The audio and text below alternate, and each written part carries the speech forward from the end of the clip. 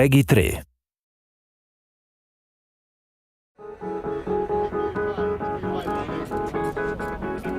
Hi and welcome to the next Formula 1 2010 Dev Diary.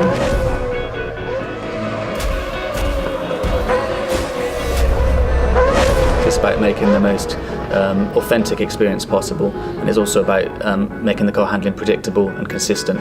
I think there's huge interest in terms of the balance that we have for arcade or simulation handling, and personally my preference has always been to go down the simulation path. You can make a realistic sim easier to play for somebody, but it's very, very difficult to take an arcade handling system and make that appeal to the people that prefer the simulation handling. Yeah, well, I'm the Brawn test and reserve driver from 2009. Part of that job is developing the simulator as well. We've had access to the teams, to the engineers, to the drivers. So what I do is try and bounce my level of expectation off Ant, who gives us a lot of feedback week by week.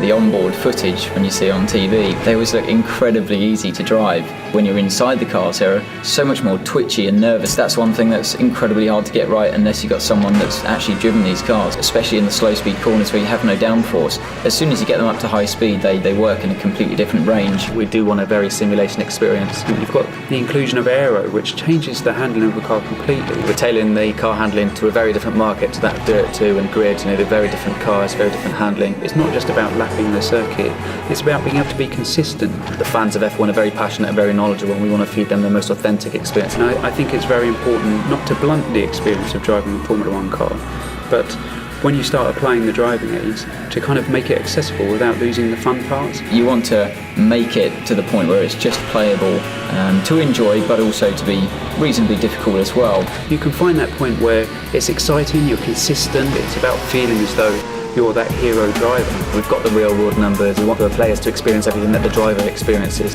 From the real car to the computer game, it's very realistic. Handling is key in Formula 1.